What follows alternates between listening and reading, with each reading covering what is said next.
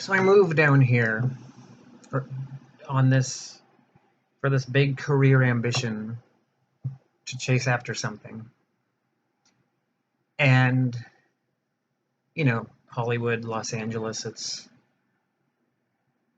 it's full of people that are pursuing big dreams and full of big ambitions and real go-getters and multitasking. And so I have close friends and just famous people I'm aware of that I see doing 8 things at once and working 3 jobs and writing at night and going to the up on open mics at the comedy club or singing or whatever, and they're doing a dozen things. And I'm taking 2 classes this semester. I'm trying to get a job, but I'm currently unemployed. And lately I can barely muster the ambition or the motivation to actually get out of bed and do my homework or go to class. I go to class because I'm supposed to, but it's a big, like, I intend to get up early and, you know, eat something and write something and all that before class. It doesn't happen. I will sleep in as late as I can before I need to get up. I get home, I sit here and I don't do anything. I will sit here mad at myself that I'm not writing, but I don't actually do it. I'll open the document program and not write anything and be mad at myself, but I just don't have the motivation. And I see, again, these friends doing all this stuff, or I see Chris Hardwick. I just read an article about him, how he has 6 jobs at once, despite a very honest and upfront battle with anxiety and depression throughout his life. He manages to still channel that energy into having 9 jobs. And I started to think maybe these people just have a work ethic that I don't have. Like, both my parents, in their own way, were very lazy people, and myself, when allowed, I can be very lazy, but it shouldn't be the case here because I'm doing what I want to do, and I started to worry, am I just wired differently than these really ambitious people? And then I realized I used to be motivated.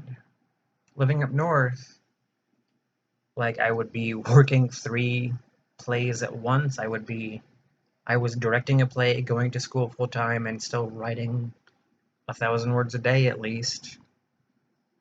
No problem. And it took me a while, like until yesterday, to figure out that the only real difference is back then I was medicated. And I was medicated enough to, or I was motivated enough to not just do all that stuff every day, but also motivated enough to completely upheave my life and move down here pursuing this thing. But then I moved and my prescription ran out. And so I wasn't medicated anymore. So my depression and anxiety took control again. And I didn't bother to find a new doctor and get the medication refreshed because I was no longer that much in control. You can have all the intention that you want, but the mixture of depression and anxiety, it saps everything. I'll be sitting here genuinely wanting to do things and I can't get up. I'll be mad at myself for not doing something while not doing anything. And the medication, it's not a cure-all. It isn't a fix. It just suppresses the negative chemicals enough that I'm allowed to pursue the things I want to pursue, and it frees up my brain so I can focus and do things. And because being anxious is exhausting, and being depressed, you feel like nothing is worth bothering, and the combination between the two, you just become a lump. And so I've been off the medication for a year and a half, and it took me until yesterday to figure out that that was wrong. That's what was wrong. So I found a doctor. I got coverage down here, and tomorrow I call and get